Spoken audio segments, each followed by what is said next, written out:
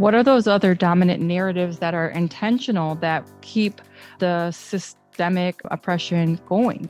Yeah, I think they all have a common theme of entitlement and worth and value. I mean, you think back to the welfare queen stereotype that emerged in 1976 during Ronald Reagan's first run for president, where welfare to that point had been seen as an important social safety net.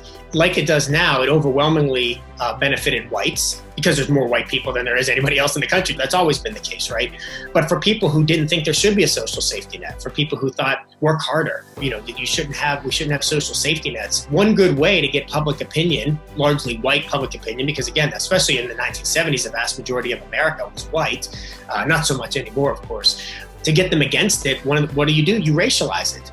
And so when he tells the story about Linda Taylor, who was from the south side of Chicago, and she was a welfare cheat and did all these things, he allowed white people to believe that this is what black people do. This is what welfare is. It's a way to cheat hardworking white Americans from their tax money so that they can be lazy. We see these common themes of, people of color, black people in particular, feeling like they deserve more than they work for. Right? It's not just laziness. That's there too. The black people are lazy. That's a stereotype. But it's not just that they're lazy. The stereotype is that they're lazy and they expect other people to take care of them. They feel entitled to that.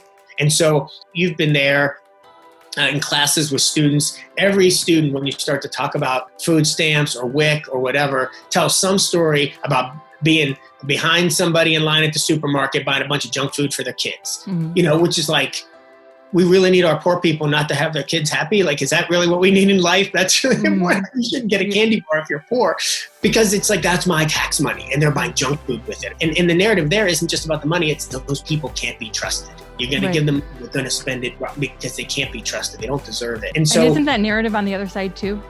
Right? We don't trust the government. We don't trust the people in charge. We don't trust, no one can be trusted. Nobody can be trusted except me. You know what I mean?